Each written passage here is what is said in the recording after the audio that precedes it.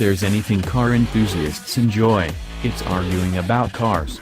We professional car reviewers are no exception, but in general, we tend to agree on whether a certain vehicle is basically good or bad. Sure, we argue semantics and degree of goodness or badness, but we tend to be on the same page if not reading the same paragraph. This cannot be said of the new BMW X1. Rarely is the staff so divided about a car, truck, or SUV. Ask one editor, and it's a great little luxury crossover. Ask another, and it's an affront to everything BMW used to stand for.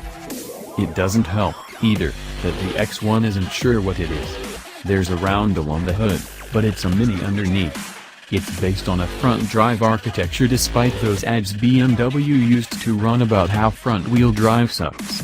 It's a crossover, but it has the same cargo capacity as an all-wheel drive 3 Series sports wagon and can't tow, either, though it does have an extra 1.5 inches of ground clearance. It's the smallest crossover BMW makes but still weighs 3,708 pounds as tested. The Golf didn't narrow much once we began driving, but it did narrow. Walton found the X1 precise, predictable, and nimble, and it had better steering than the 3 Series. Camisa declared it excellent, with great balance, good grip, and well-weighted, though completely numb, steering. Marcus was less impressed, deeming the handling decent, and Mackenzie blamed the tires for spoiling a good chassis. Lieberman thought it handled unremarkably and found the driving experience quite forgettable. Lowe was likewise unimpressed, and I felt it had far too much body roll and not nearly enough grip. Seba said the steering rack feels as if it's a mini steering box on Novocaine. Just dull, heavy, slow, and with no feedback. The RAV4 drives better. For what it's worth, the X1's test track performance was nearly identical to a Mercedes-Benz GLA 254 Matic, a crossover we all like. The X1 pulled 0.85 grams on the skid pad and ran at 26.8 second figure 8 lap at 0.65 average lateral G. The X1 also received near universal praise for its off-road performance.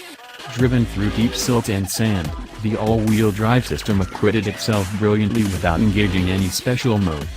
The tires might not have impressed on pavement, but in the loose stuff, they dug in and kept the vehicle moving while the stability and traction control systems let the wheels spin and claw for grip rather than shutting everything down.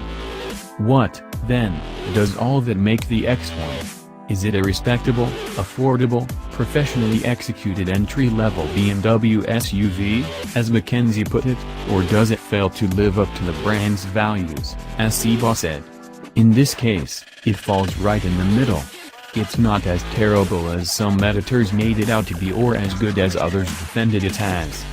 For an entry-level luxury crossover designed and marketed to customers who have no idea which wheels are driven or why it matters, the X1 is perfectly adequate.